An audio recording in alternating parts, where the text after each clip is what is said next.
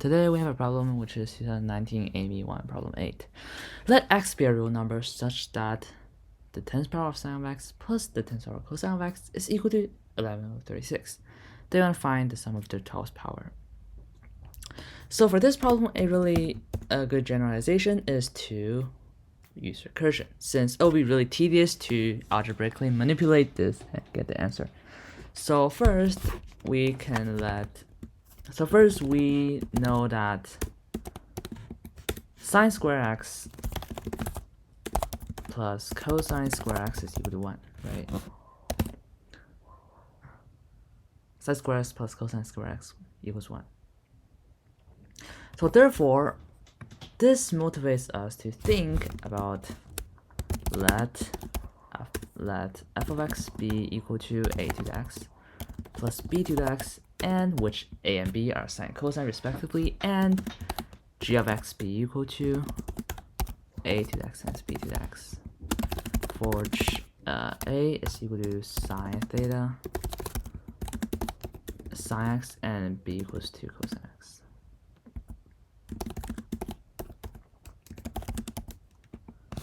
Sorry, the x might have like some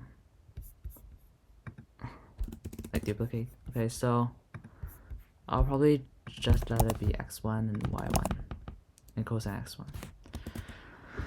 Okay, so now what do we continue? So now how do we continue? So we know that f of 2 is equal to 1, and we also know that f of 2 is equal to 1, and we also know that f of 10 is equal to 11 over 36. So this motivates us to make some connections between these two. So we can try to make a recursion argument here, which can say f of 4. How do you get from f of 4? No, how do you get from f of 2 to f of 4? Then f of 4 can be expressed as f of 2 times f of 2, and then minus f of 2 times g of 2. Well, how is that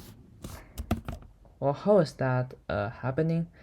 We can actually write it as a force plus b force is equal to a square plus b square, and then square a square plus b square, and then we have to minus a square b square times 2.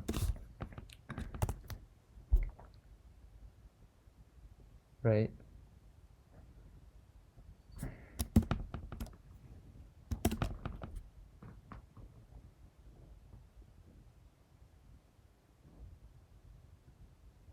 Which actually I don't think there's an f of 2. Sorry about that. So therefore, if we can generalize it, then we have a to the x plus y's power plus b to the x plus y's power. This can be written as a to the x plus b to the x times a to the y plus b to the y power, and then minus xby plus bxay, which we can make a log argument over here without loss of generality. Then we can factor the later sides. So this is how it's working, and then we can just set one of it to be 2. Then this is what we're going to get. Okay, so we continue, then we'll get f of 6 is equal to f of 4 minus g of, so f of 6 is equal to f of 2 minus, no, f of 6 is equal to f of 4 minus g of 2 f of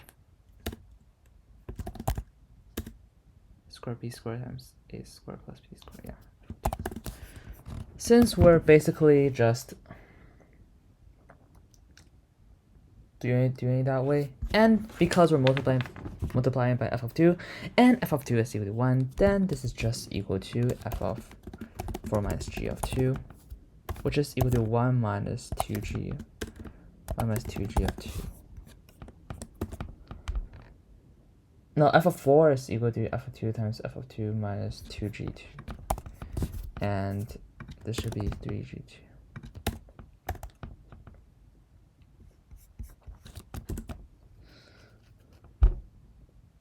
Okay, so now we proceed with f of 8, which f of 8 uses same argument here, then we can write as f of 6 times g of 2, no, f of 6 times f of 2, and then we minus g of 2 times f of 4, which gives us y minus 3g of 2, and then minus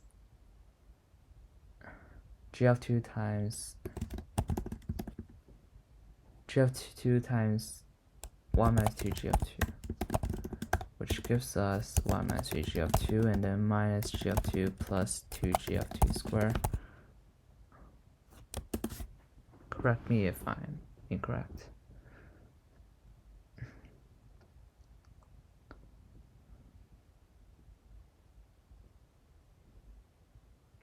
I think it's subtracted by g of 2 times f of 4.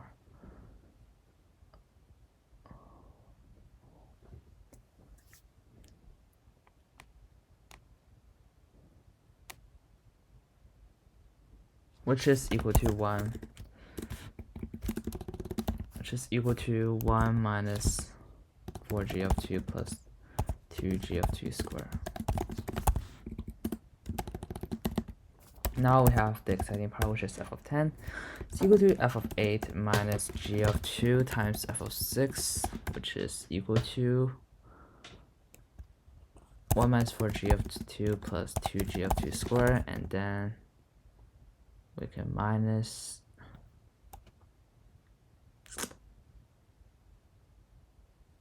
1 minus 4g of 2 plus 2g of 2 squared, and then we'll need to subtract by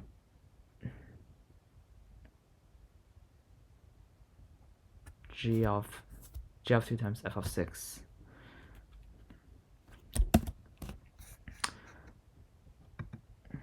Which is g of 2 times 1 minus 3g of 2, which result us in a pretty neat thing. I think it is pretty neat.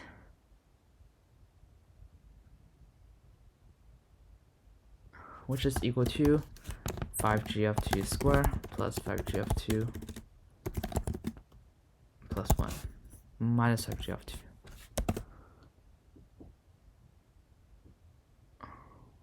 And so now we are left with the equation, which 5g of 2 squared and then minus 5g of 2 plus 1 is equal to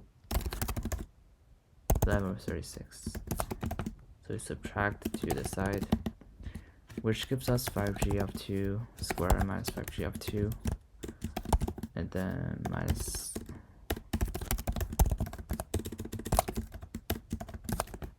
equal to 0. So we can just solve this equation and get what we wanted, and we know that the discriminant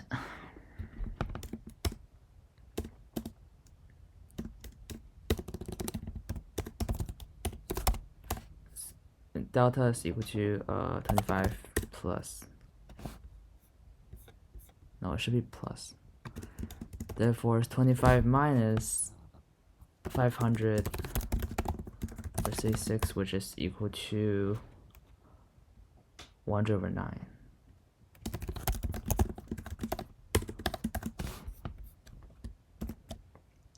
So we know that it is positive. We know that the discriminant is positive, so we can just do the quadratic formula, which gives us 5 plus or minus the square root 10 over 3,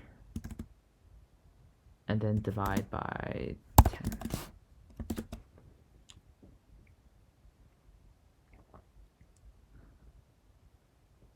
So if we have this, then we know that the two roots are going to be 1/6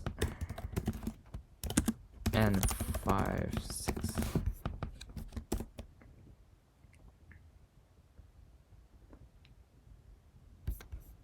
Make a box.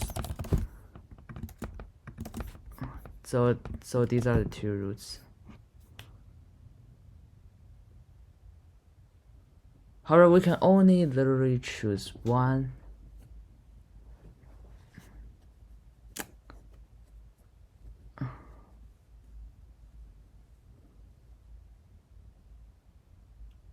So I have sine squared plus cosine squared is equal to 1. And we have sine squared times cosine squared x.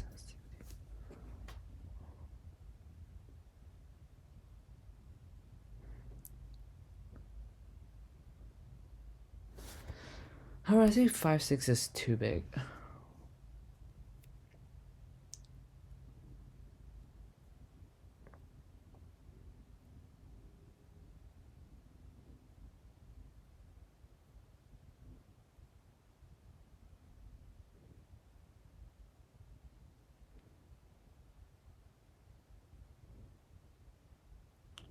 (125/36 minus 115 and plus 1). That indeed still gives us the answer. So why does...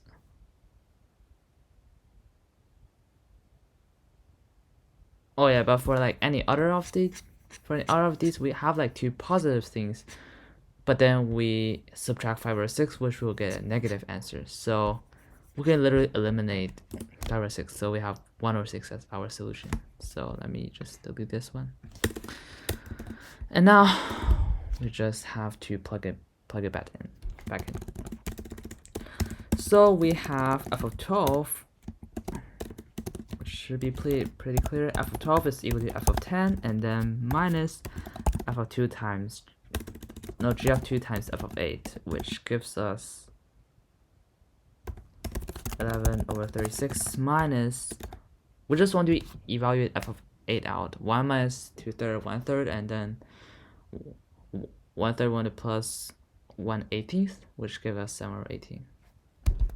7/18 then multiplied by g of 2, 1/6, which gives us 7/108.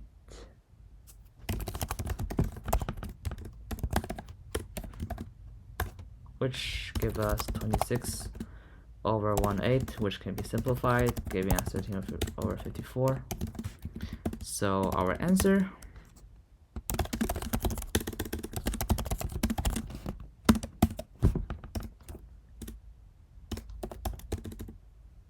boxed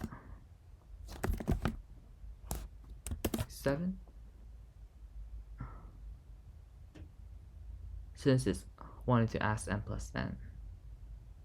Yeah, I think this should be the correct answer. Yeah, okay, so thank you for watching and hope you enjoyed this video.